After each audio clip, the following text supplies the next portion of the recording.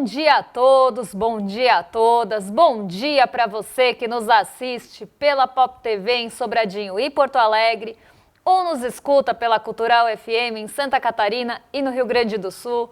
Sejam todos muito bem-vindos e bem-vindas a mais um ICL Mercado Investimentos. Hoje, sexta-feira, e como todo mundo já sabe, para quem não sabe também eu vou contar, é dia de Sexta de Arromba. Então a gente tem um personagem que fez barulho essa semana, eu não vou contar ainda quem é, mas a gente vai descobrir ao longo do programa. Outra notícia em destaque que eu já vou colocar aqui na nossa tela é o IPCA 15, que é a grande estrela da nossa agenda. O IPCA 15, ele foi divulgado nessa manhã, na manhã da sexta-feira, logo cedinho, às 8 horas, vocês vão ver daqui a pouquinho, 8 horas nas 9 horas, daqui a pouquinho vocês vão ver na agenda. E o destaque do dia era muito esperado, inclusive para trazer ali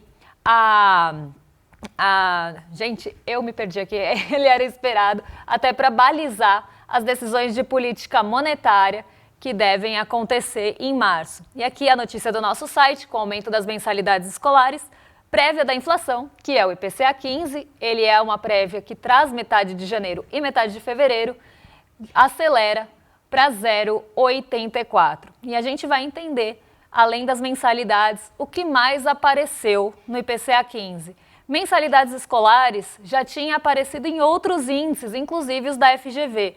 Tinha sido vilão em janeiro em diversos outros indicadores, então já era até esperado que aparecesse no IPCA 15 também. Afinal, começo de ano tem essa sazonalidade, tem os reajustes de matrículas escolares e de mensalidades escolares, e isso acabou pesando, principalmente ali no grupo da educação. Mas a gente também vai entender de forma geral como veio o IPCA 15, qual o diagnóstico dessa prévia da inflação e o que esperar para o IPCA fechado de fevereiro.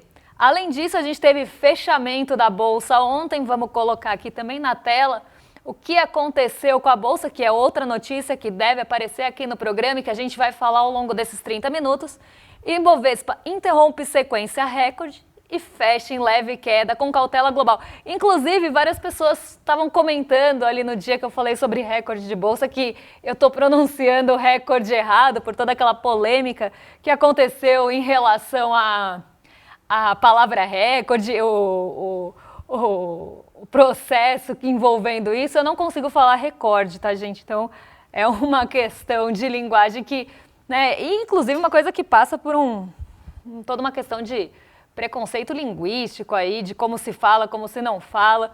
Então, só brincando com vocês, eu não consigo falar recorde. É muito difícil, porque vai quase no automático ali.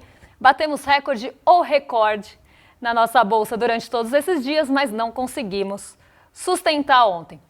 Vamos colocar então a nossa agenda, que hoje está recheada, mas com uma estrela, como falei, o IPCA 15, muito esperado nessa manhã, mas outros indicadores também são importantes e vamos descobrir quais são. Às 4 horas da manhã, na Turquia, saiu o PIB do quarto trimestre. Às 4h45 na França, também teve medição final do PIB do quarto trimestre. 8h30 da manhã aqui no Brasil saiu o resultado primário do setor público consolidado. E às 9 horas, como já adiantei para vocês, já trouxe o destaque, saiu o IPCA 15 de fevereiro. Acredito que o dado nacional e doméstico mais aguardado da nossa agenda. Às 10 horas foi a vez do CPI de fevereiro ser divulgado na Alemanha, mas também medição preliminar. Às 10h30 no Canadá também tem PIB do quarto trimestre, então hoje crescimento também está bem presente aqui na nossa agenda. E tem mais um pouquinho na sequência, já vamos ver quais são os outros indicadores que são divulgados hoje ao longo do dia, porque a gente tem às 10h30 lá nos Estados Unidos o Departamento de Trabalho divulgando o índice de preços ao produtor, o famoso PPI, e o seu núcleo, que é aquela inflação que exclui os preços mais voláteis.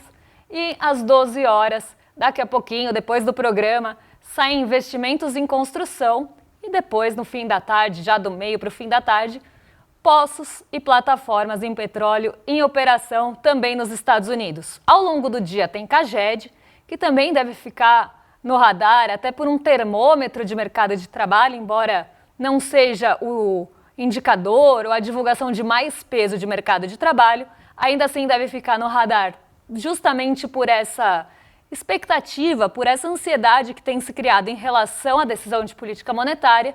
E, além disso, a ANEEL vai divulgar e definir a bandeira tarifária da energia elétrica, coisa que também acaba mexendo com o nosso IPCA. Então, deve ficar aí bastante no radar essa questão, até porque a energia elétrica pressionou bastante os índices de inflação nos meses passados e mudanças de bandeira tarifária têm potencial para mudança de direção caso aconteça um aumento de bandeira. Então, saindo de amarela, indo para vermelha, deve ficar bastante aí no radar essa definição.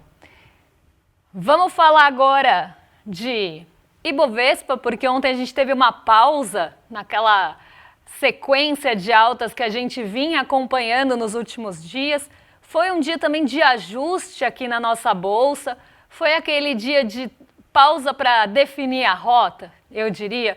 Então ele acabou interrompendo aquela sequência de ganhos e isso já é esperado que aconteça, até porque a gente teve 13 ganhos em pouco tempo, muitos recordes sendo renovados e acaba chegando um momento que um teto é alcançado e os investidores preferem embolsar o lucro, dar uma paradinha, respirar, analisar o cenário e se reposicionar até para lucrar, né, embolsar o lucro.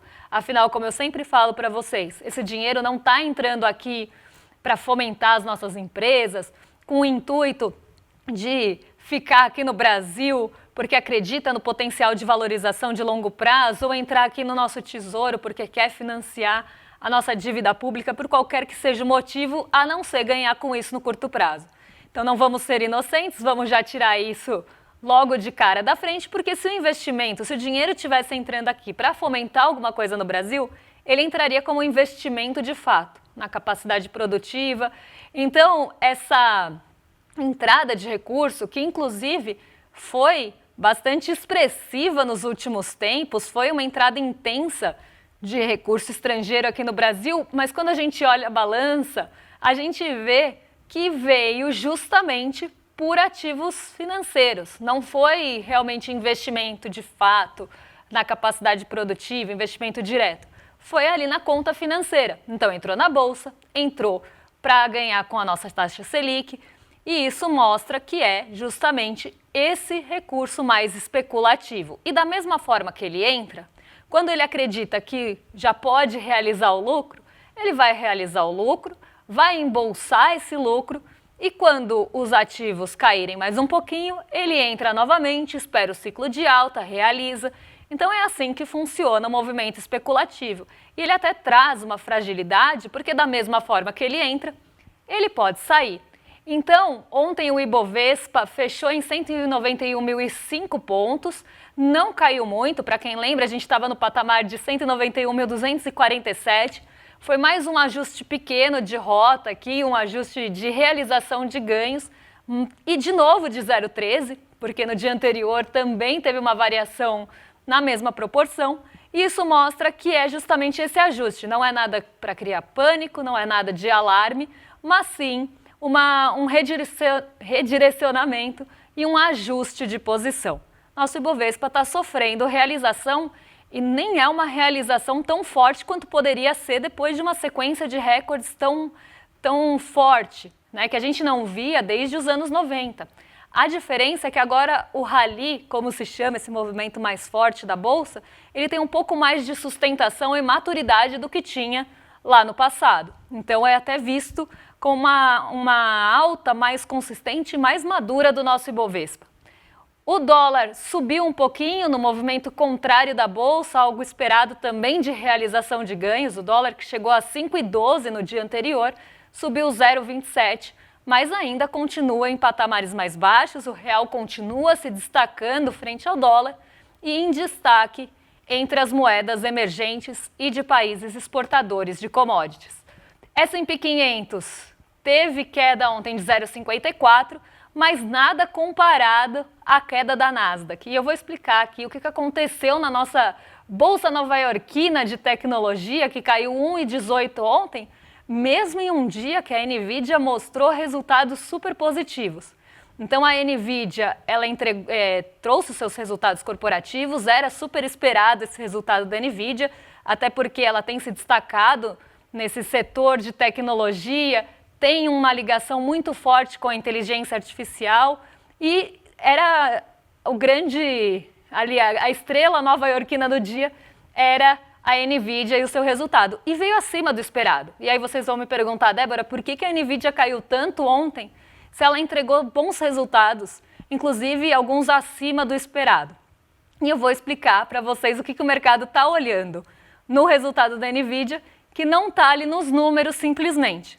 O resultado da Nvidia veio muito positivo, veio acima do esperado, mas a grande questão e o questionamento dos investidores e o que trouxe dúvida e essa queda forte da Nvidia foi o reflexo ali dessa incerteza em relação à sustentabilidade do resultado das empresas de tecnologia, principalmente das empresas ligadas à inteligência artificial.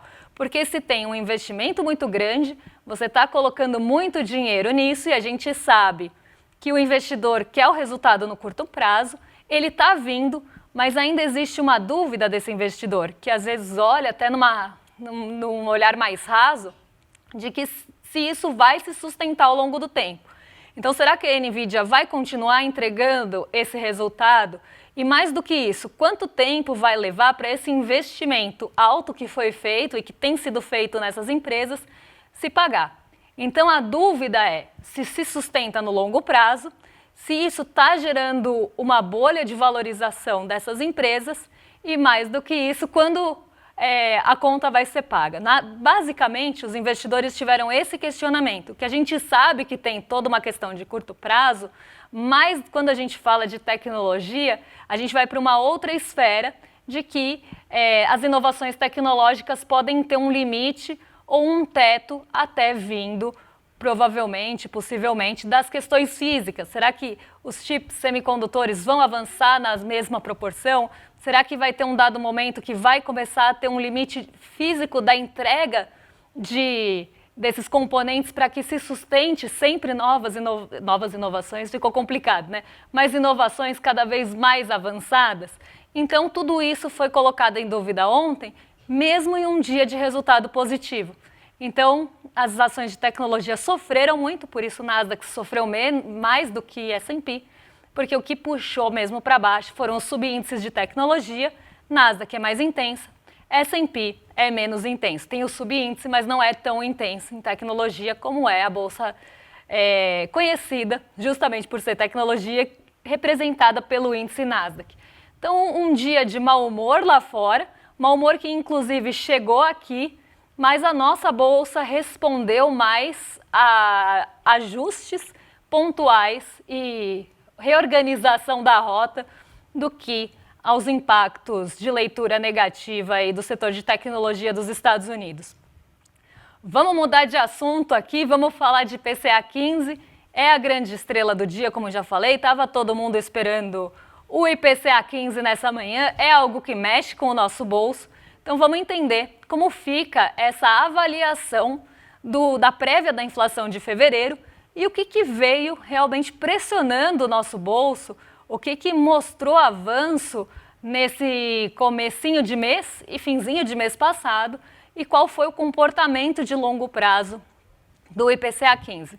Vamos colocar na tela aqui o resumo primeiro do IPCA 15 para a gente ver esse comportamento e depois a gente vai entrando nos detalhes.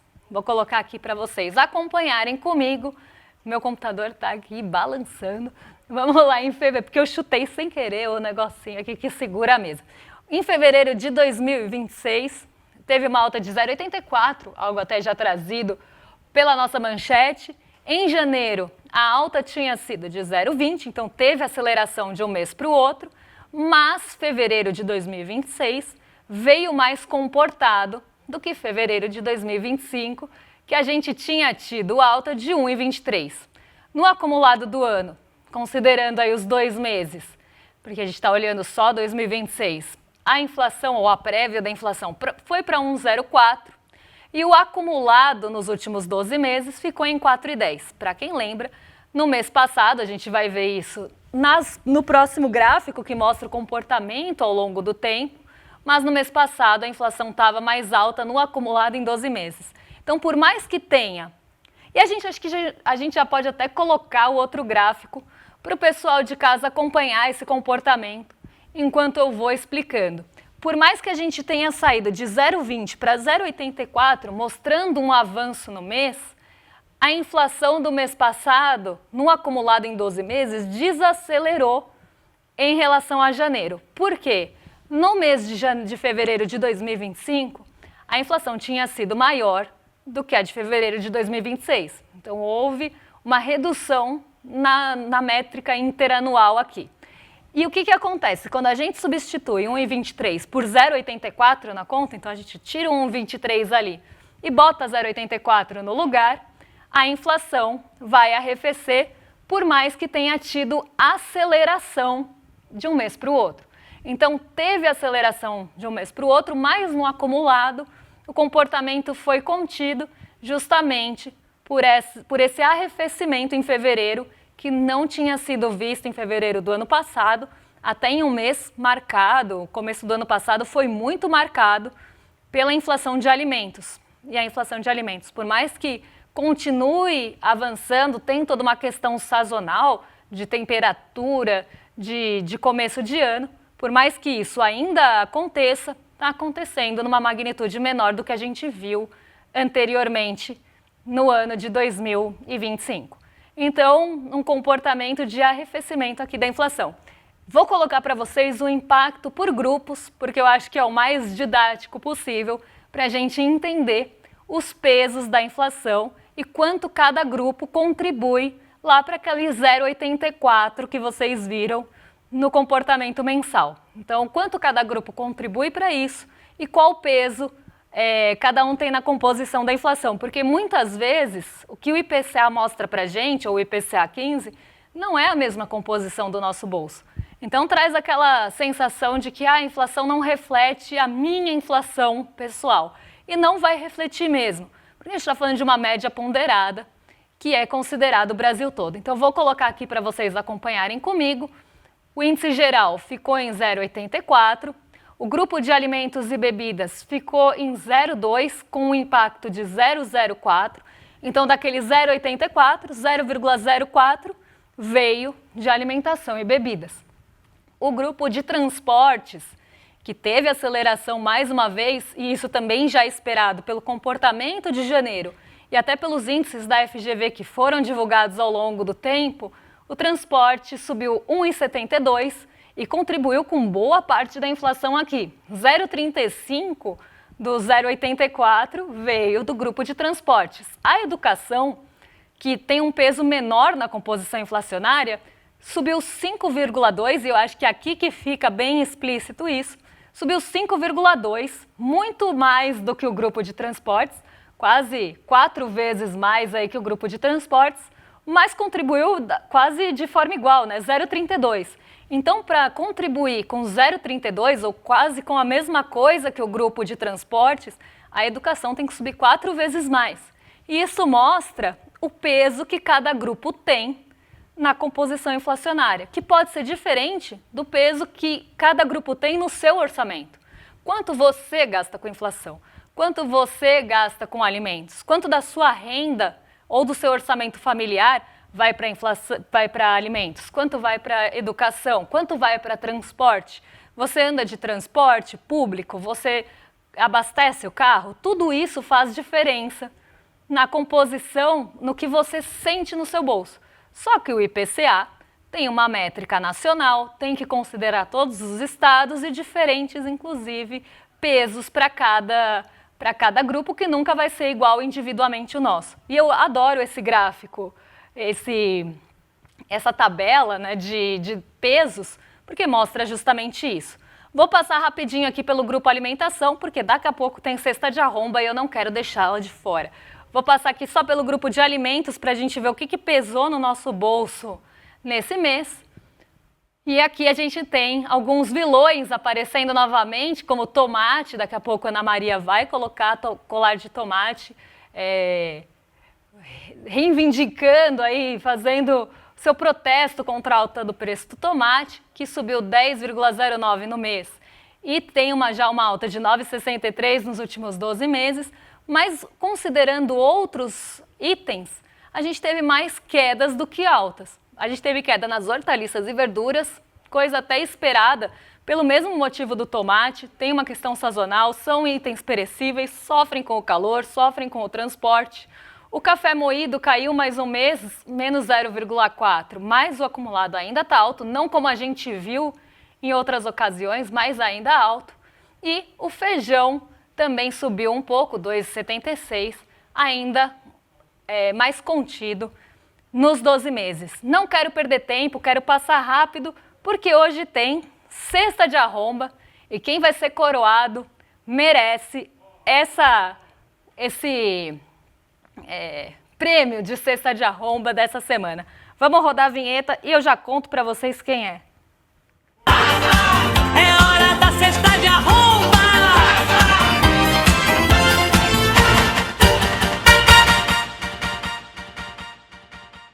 Quem vocês acham que foi coroado nessa sexta-feira com a cesta de arromba? Quem foi de arromba? Quem falou uma coisa de arromba essa semana? Presidente do Republicanos diz que alertou Mota contra o fim dos 6x1. Ócio demais faz mal. Marcos Pereira, o deputado, falou um monte de asneiras e fez falas elitistas. Eu nem posso falar aqui no ar tudo o que eu acho da fala de Marcos Pereira. Então eu vou tentar ser o mais contida possível nessa cesta de arromba, porque o que ele falou foi de arromba. A gente separou algumas falas do Marcos Pereira aqui e eu vou fazendo algumas ponderações em relação à fala do deputado. Fala muito infeliz, para não falar outra coisa. A gente tem um vídeo também, vamos passar rapidinho e depois a gente coloca as falas e eu vou comentando ao longo do tempo. Parabéns, Marcos Pereira, você faz parte agora do hall da cesta de arromba. Roda o vídeo. As condições remuneratórias indiretas da magistratura são diferentes entre si. Que pagamentos são esses? Juiz de primeiro grau não tem carro, paga do seu próprio bolso o combustível, o carro financiado, enfim, não tem apartamento funcional, não tem plano de saúde, não tem refeitório, não tem água e não tem café, ministro Dino. No primeiro grau não tem. Nós pagamos. Eu, pelo menos, quando estava na ativa, pagava o meu junto com a minha equipe, né? Isso faz. O que tem isso, Cláudio? Tem sim, porque isso é indireto. O subsídio que é 46, que cai para uns 24 líquido, né, porque a imprensa só coloca o bruto, não coloca ali o que fica para a Previdência Social e para o imposto de renda.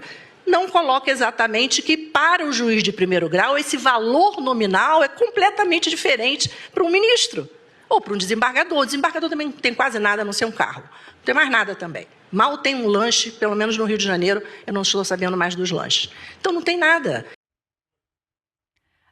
Cláudia, senta lá. Então, né, além do Marcos Pereira, a gente teve a fala infeliz da juíza que mal tem lanchos. Ali eu também pago meu café da manhã, juíza. Todo dia que eu quero tomar café da manhã eu pago. E sabe quem também não tem nenhuma assistência? As pessoas que estão na informalidade ou que têm trabalhos precários aqui no Brasil. Então, assim, combo de falas infelizes nessa cesta de arromba, ficou até difícil de escolher. E aí a gente vê também essas desproporções, né? Porque enquanto aqui está sendo falado, o juiz de primeiro grau tem que pagar seu próprio lancho, não tem nem café.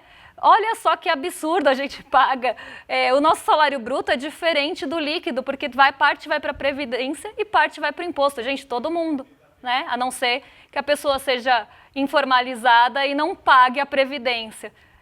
Ou que ela tenha, né, qualquer isenção de imposto de renda. De outra forma, todo mundo paga imposto de renda e todo mundo paga também Previdência Social. E mais do que isso, né, as pessoas que ganham menos são mais penalizadas pelos impostos que a gente não vê, pelos indiretos, do que pelos diretos. Então, fala muito infeliz e olha a desproporção, porque ao mesmo tempo tem um deputado defendendo a escala 6x1 e falando que o ócio do trabalhador, ou que o lazer dele, quase demonizando o lazer do trabalhador, vai levar ele a usar drogas, a que tipo de lazer que ele vai ter num sertão, ou o que mais que ele falou, num sertão ou numa comunidade, né?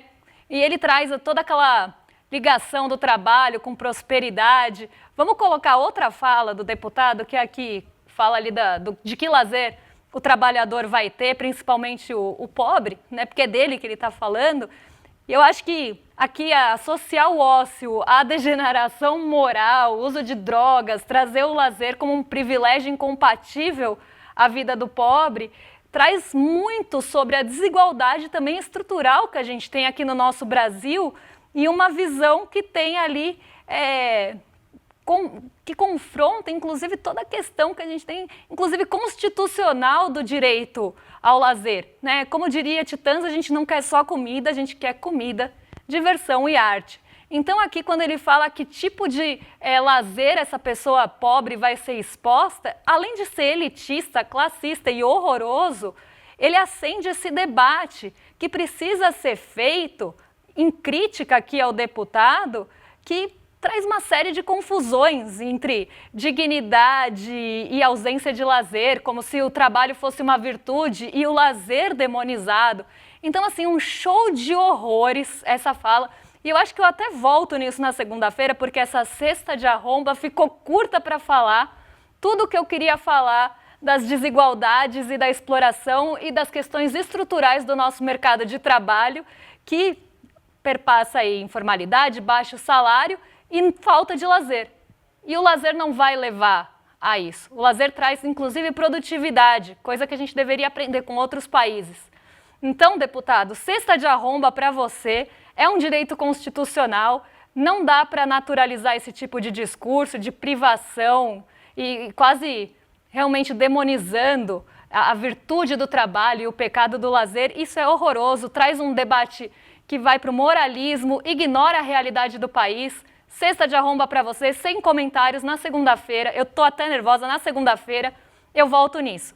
Mas sabe o que eu fiquei curiosa? Não sei se vocês viram a nossa exposição do oráculo ontem, mas eu sou muito fã tanto do oráculo ICL quanto da mestra, do investidor mestre. E aí eu falei, e se a gente perguntasse ao vivo para o nosso oráculo o que os nossos especialistas aqui, os nossos professores especialistas, acham da escala 6x1. E quem sabe faz ao vivo, eu vou fazer aqui com a minha mãozinha quebrada, então se eu começar a parecer que eu estou digitando errado, é porque eu tenho uma mão e meia só. Então vamos lá.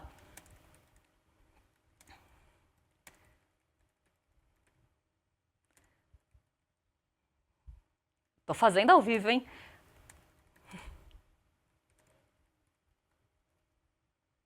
Eu nem vou falar do fim, vou falar da escala 6x1. Vamos ver o que eles respondem. É teste do oráculo ao vivo, espero que dê certo. E ele até perguntou, você está falando de 6 dias de trabalho para 1 dia de folga, certo? Eu vou até dar um zoom aqui para ficar melhor para vocês lerem aí em casa. E aí ele trouxe os cursos já. Trouxe até o professor Eduardo Fagnani, que foi parte até do nosso DOC dos ricos. E aí ele falou, quer saber mais de direitos trabalhistas, precarização do trabalho ou exploração laboral? Como eu estou com o dedo quebrado aqui, eu vou botar, vou copiar e colar. Vou só falar assim, direitos trabalhistas, precarização do trabalho. Vamos ver o que ele traz aqui para a gente nesse debate do 6x1 e para a gente aprender a responder o deputado Marcos Pereira. Trouxe mais aulas, inclusive, para a gente linkar já com o momento certo de aprender com o Fagnani, com o João César de Castro Rocha, com o René Araújo, da Sociologia. Trouxe também o João Batista Martins, falando do trabalho decente do mundo globalizado. Outra aula do Fagnani, professor Paulo Fontes, entre outros que poderiam ser citados aqui, que tem na nossa plataforma. Então, olha que profundidade de debate, mais do que isso, chance da gente aprender com as aulas e já ir para o momento certo.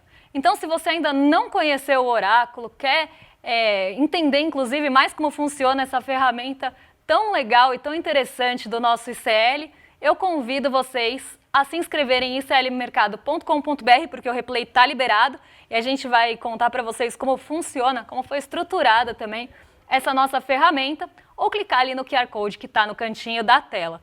E aí vocês vão saber tudo sobre o oráculo, mas aqui a gente já fez, mostrou na prática como funciona, ao vivo, hein? Eu nem sabia se ia dar certo, mas eu quis testar, porque eu confio no oráculo, eu sei como ele foi implementado. Então, ou você entra em iclmercado.com.br para conhecer a aula, ou já vai em icl.com.br para fazer parte e conseguir já usar o oráculo. Vou arrastar para cima para os nossos vizinhos, porque rolê bom é rolê de sexta. Eu não quero atrasar o rolê de sexta de vocês. Vocês estão em mais do que excelente companhia com o Guga Noblar e o William De Luca. E eu volto na segunda para passar raiva com vocês. Às vezes perguntam, Débora, o que você faz na sua pele? Eu passo raiva. Um beijo, até segunda-feira. Bom fim de semana para vocês. As IAs genéricas aprenderam com a internet. E a internet está cheia de mentiras. Elas alucinam, inventam e propagam o caos. O oráculo ICL é diferente. Ele não busca no lixo da desinformação. Ele foi treinado no pensamento crítico dos maiores intelectuais do Brasil. É a primeira IA com compromisso real com a verdade histórica. Não seja um passageiro dos algoritmos. Assuma o controle. Use a inteligência artificial para entender o mundo, não para ser enganado por ele. A revolução educacional é agora. Assine o ICL e acesse a verdade. Todos os dias, as principais notícias do Brasil e do mundo direto no seu WhatsApp, com informação de qualidade e sem fake news. Escaneie agora o QR Code e entre para o canal do ICL Notícias. Informação que importa onde você estiver.